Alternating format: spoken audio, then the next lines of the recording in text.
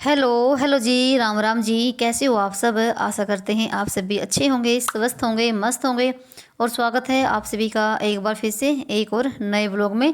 तो जी अभी टाइम ना 1 बज गया है दोपहर का, और दिन है वीरवार का, और तारीख है 20 फरवरी।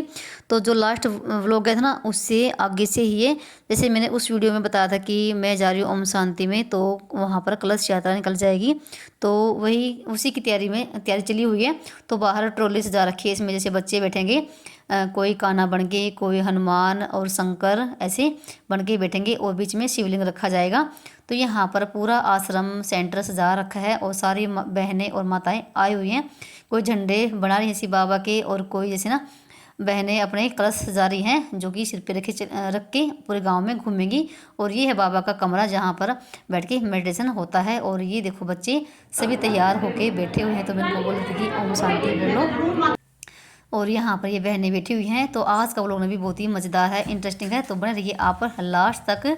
तो और ये वीडियो जैसे ना, मैंने इस वीडियो को ना बिल्कुल एडिट करके रख दिया था, और सिर्फ ना गैलरी में सेव करना बाकी था।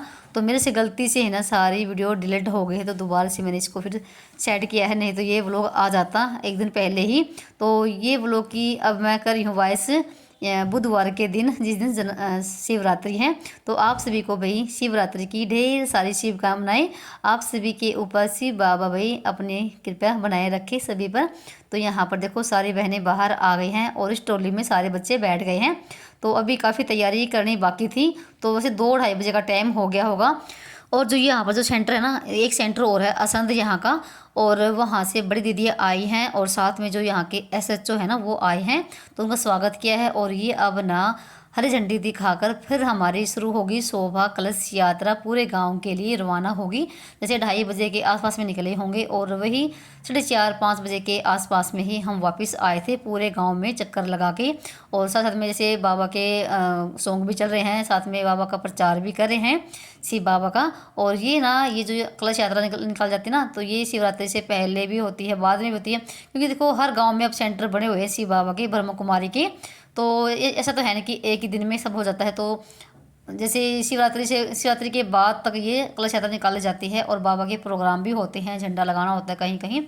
तो अभी टाइम जैसे ना 4:45 बजे का हो गया था, और पूरे गांव में फिर के हम आ गए थे। मैंने बीच में कोई वीडियो नहीं बनाई थी, कुछ मेरी वीडियो डिलीट भी हो गई हैं।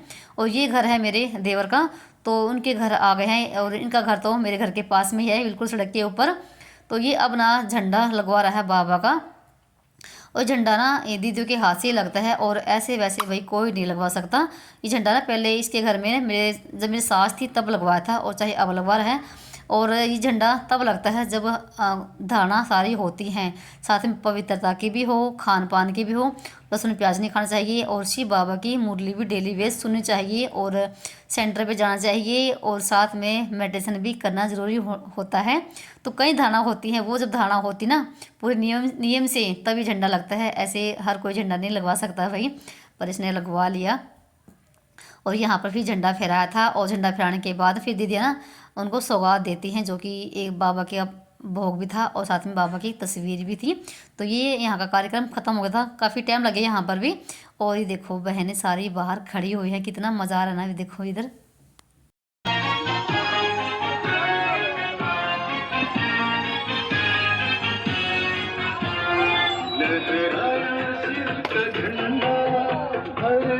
और उसके बाद ना फिर ना हम चले थे सेंटर पे, और सेंटर पे आने के बाद ना सभी ने भोग लिया था। और फिर हम यहाँ पर ना नाच रहे हैं बाबा के गानों पे, वो बहुत ही अच्छा लगा, खूब इंजॉय किया। कोई भी शरीर को पता नहीं था कि हम पूरे गांव में घूम फिर के आए हैं, थकान तो बिल्कुल भी नहीं थी भाई। और फिर उसके बाद ना 5 बजे के आसपास में हम घर पे आ गए थे। घर पे आने के बाद मैंने कोई भी व्लॉग शूट नहीं किया था। और फिर मैं आपको मिल रही हूँ अगले दिन, और मैं अपना सूट की सिलाई कर रही हूँ, जो रहेगा ना मेरा प्लाजो सूट तो मैंने सिल लिया था, इसका प्लाजो पैंट सिलना बाकी है, वो अभी सिल लूँगी। और एक बहन ने कमेंट किया था कि आप ना शिव बाबा किसको बोलते हो, शिव बाबा कौन है? तो मुझे बहुत अच्छा लगा आपने कमेंट किया। तो शिव बाबा कौन है? वैसे तो शिव ही होता है, शिव परमात्मा। और जैसे हम ओम शांति में जाते हैं ना, ओम शांति बड़ी बहनें होती हैं, वो आगे ना शिव बाबा लगा देती हैं, शिव बाबा, मीठे बाबा, प्यारे बाबा। और शिव किसको बोलते हैं? जो ये शिवलिंग है ना, जिसकी हम पूजा करते हैं, जिस पे हम जल चढ़ाते हैं, ये है शिव। और शिव अलग है, और शंकर अलग अलग होता है। शिव तो है शिवलिंग, और शंकर है वो जिसके गले में नाग होती है, सिर पे जटा होती है ना, वो शंकर है। दोनों अलग अलग है, ये एक नहीं है। चाहे आप ना यूट्यूब पर सर्च करके देख सकते हैं, दोनों का आधार कार्ड अलग अलग है। और जो देहधारी देवी देवता ना, वो देवता है, वो भगवान ही है। सिर्फ धरती पे एक ही भगवान है, वो है शिव। इससे बड़ा कोई नहीं है, सिर्फ शिव ही भगवान है। और इस सृष्टि का रचिता भी वही है। जैसे ना हमारे शरीर के माँ बाप होते हैं, है ना, मम्मी पापा होते हैं, वैसे ही ना हमारे आत्माओं के भी पिता हैं। बिल्कुल हमारी आत्मा जैसे ही पिता है वो भी। हम ना इन आँखों से देख नहीं सकते इनको, उनको महसूस कर सकते हैं अंतर मन की आत्मा से ही। तो जैसे धरती पे जितनी भी आत्मा है ना, तो सबके पिता वही है, शिव। और जैसे इस धरती पे हमारे शरीर के माँ बाप अलग अलग होते हैं ना, है ना, और वो भी हमारे जैसे ही होते हैं शरीर वाले, तो देहधारी। और जो शिव हैं वो हमारे आत्माओं के पिता हैं। चाहे किसी भी हम धर्म में रहें, कोई किसी भी जाति में रहें हम, तो बाप हमारा एक ही है, शिव। और जिसने इस धरती को रचा है, और ना ही वो जन्म मरण में आता है। हम जैसे पेट से जन्म लेते हैं, जन्म मरण में आते भी हैं, पर वो जन्म मरण में नहीं आता है, वो अजन्मा है, उसके माँ बाप नहीं हैं, वही सबका पिता है। ये बात है भाई। और उसी को हम वैसे प्यारे बाबा, मीठे बाबा, शिव बाबा बोलते हैं, जिसको हम बोलते ना परम पिता परमात्मा शिव। उससे बड़ा ना कोई, उसके नाम अलग अलग हैं और है सिर्फ वो एक ही। और अब ऐसा टाइम आया हुआ है, जिसने जिसको मान लिया उसी को भगवान बना दिया है। भगवान इस धरती पे एक ही है, जो ये है ना कृष्ण, कान्हा, हनुमान, शंकर, जो भी बाकी है ना, ये देहधारी हैं, ये देवी देवता है, ये पवित्र है बिल्कुल ये भी। पर ये भगवान नहीं है भाई, ये देवी देवता है। ये जैसे जन्म मरण में आते हैं और ये पेट से जन्म भी लेते हैं, इस वजह से भगवान हमारा एक ही है। ये सब था। और किसी को मेरी बात का बुरा लगे हो तो भाई माफ़ करना, मुझे जितना पता था मैंने वो बताया। चाहे आप ना यूट्यूब पर सर्च करके देख सकते हैं। और आपसे बातें करते करते मैंने अपना सूट भी पूरा कर दिया है, जो कि मैंने अभी प्लाजो पैंट सिला है, और बहुत ही आसान है सिलना। तो आधे घंटे से पहले ही मैंने प्लाजो पैंट सिल दिया है। सिर्फ ये है कि मैंने जेब नहीं लगाई है, जेब वाले मुझे पसंद नहीं है और ना ही मैं लगाती हूँ। हाँ, पहले मैं लगाती थी जेब प्लाजो पैंट में, पर अब नहीं लगाती हूँ। और मैंने अब की बार तो ना नाड़े वाला ही सिला है, और नाड़े वाले मुझे पसंद है। एक तो ना उसमें पहनने में थोड़ा सा कंफर्टेबल सा लगता है, और बस उसको देखती हूँ कब पहनूंगी मैं। और फिर उसके बाद ना दोपहर के बाद आपसे मिल रही हूँ। तो बच्चे स्कूल से आगे, तीनों खाना वगैरह खिलाया है, और कैसे चला गया था ट्यूशन पे। तो यहाँ पर ना जो जीरी नहीं, हमने अभी कल कटवाई थी, 15-16 किलो ही कटवाई हमने। और इसमें से 9-10 किलो चौल निकल गए होंगे आराम से। तो पंखे के आगे इनको बरसा है, क्योंकि बिल्कुल साफ़ नहीं, देखो कूटते हैं। फिर भी इसमें जिसका छिलक होता है जीरी का, वो रह जाता है। और जो जीरी भी होती है इसमें, तो काफ़ी सारी जीरी भी पड़ी हुई है इसके अंदर। तो पंखे के आगे तो बरसा दी है, पर अभी इसको चुगनी पड़ेगी एक एक करके, साफ़ करके पिप्पी में डाल के रख दूँगी। और साथ में मैंने यहाँ पर ना सबसे पहले तो मैंने ऊपर आते ही आरी को लगाया है, और आरी में दूध रख देता गर्म होने के लिए, क्योंकि आज बन रही है शाम के लिए खीर बनाइए। और चौल भी बचे, सॉरी दूध भी बचा हुआ था काफ़ी सारा, क्योंकि शाम के टाइम में तीनों बाप बेटा शादी में चले गए थे, और फिर किसी ने दूध पिया नहीं। और सुबह भी मैंने नमकीन चौल बनाए थे, तब इन्होंने चाय बनवा ली थी नमकीन चावल के साथ। तो तब सुबह का भी दूध बचा हुआ है। तो फिर मैंने सोचा कि आज ना हम खीर बना लेते हैं। खीर बनाए हुए काफ़ी दिन हो गए हैं, और आरे की खीर ना बहुत ही मस्त बनती है भाई, बना के देखना, चूल्हे की हो या फिर आरे की हो। तो मैंने इसको रख दिया है, और दूध गर्म हो गया था। दूध को गर्म होने के बाद फिर मैंने उसके बाद चावल उसमें धो के रख दिए हैं, डाल दिए हैं। और फिर उसके बाद ना यहाँ पर ना मैंने चावल को भी साफ़ कर दिया है, और साथ में मैं अपने खीर को भी संभालती रही। तो एक साथ में दोनों काम हमारे हो गए हैं, और चावल भी साफ़ हो गए हैं। और इनको साफ़ करने में मुझे ना भाई 1-1.5 घंटा लग गया होगा। और देख सकते हैं यहाँ पर ना कितना कूड़ा कबाड़ा निकला है ना, जीरे की छिलक भी हैं और जीरे भी हैं। तो चावल ये है कि साफ़ हो गए हैं। अब ये नहीं कि जब चावल बनाऊँगी मैं इनको साफ़ करना पड़ेगा, तो उठाए और बना दिए धो के। और जो छाछ में अभी चावल रखे ना, तो इसमें भी काफ़ी जीरी सी है। और अभी जैसे ना यहाँ पर ऊपर छत पर जो रसोई है ना चूल्हे वाली, उस पर अब ना कबूतर आने शुरू हो गए भाई काफ़ी दिन से। तो मैं उनके आगे ना ये चौल डालती रहूँगी हर रोज़। तो अच्छा लगता है पक्षियों के आगे भी अगर हम दाना डालते हैं तो इसको मैं भी ना किसी पन्ने में डाल के रख दूँगी। तो वैसे तो बिल्कुल साफ़ सुथरे चौल थे यहाँ पर। फिर मैंने सोचा कि अब इनको साफ़ करूँगी ना तो काफ़ी टाइम लग जाएगा, पीछे से रह गए थे नीचे वाले। तो मैं इनको पन्नी में डाल के रख दिया है, और इसको मैं ऊपर ही रख दूँगी पन्नी में। और उठाए थोड़े से रसोई पर डाल दिए, अभी भी आए हुए थे, मैंने बीच में डाले थे।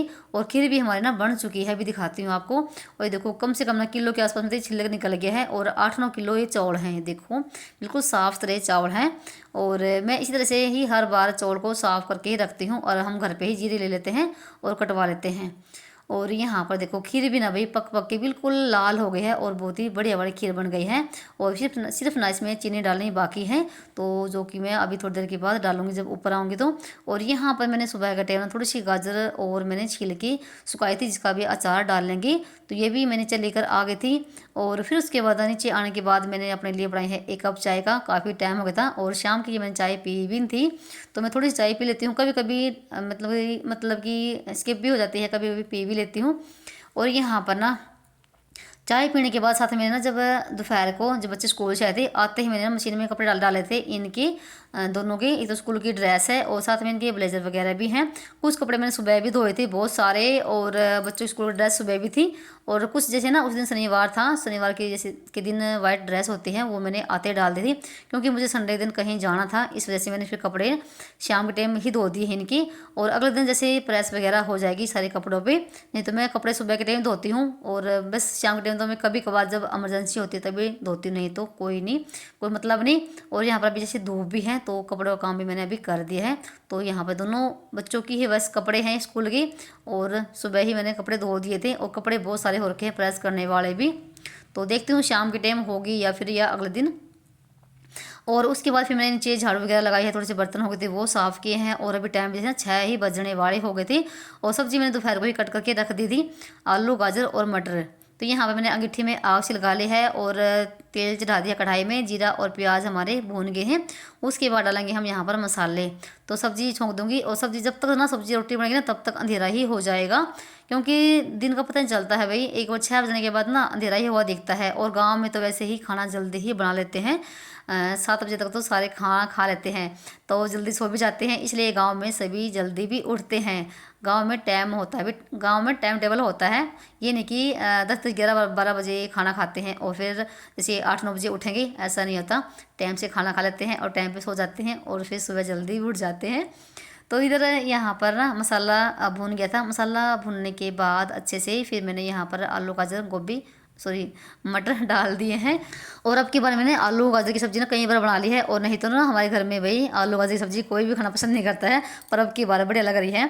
और फिर उसके बाद सब्ज़ी हमारी बन चुकी थी, और फिर लगी थी मैं रोटी बनाने के लिए, और देखो अंधेरा भी हो गया है, वही फिर 7 ही बजाते हैं। तो साथ में यहाँ पर ना कैसे पापा भी खा दिए अभी आए हैं, और नहा धो के और दिया बत्ती इन्होंने नीचे कर दी है। और ऐसे ही होता है शाम के टाइम, तो मैं रोटी बनाती रहती हूँ और सारे यहीं पे खा लेते हैं, और फिर ना जल्दी काम भी बन जाता है। नहीं तो हम जैसे नीचे भी अगर खाना खाते ना तो नीचे इकट्ठा ही बैठ के खाना खाते हैं। और फिर उसके बाद ना रोटी मेरी बन चुकी थी, और ये है सूखी सब्जी हमारी आलू गाजर मटर की, और खीर भी हमारी बन चुकी है। खीर किसी पापा ने खाई नहीं थी, तो अब नीचे आने के बाद खाएंगे।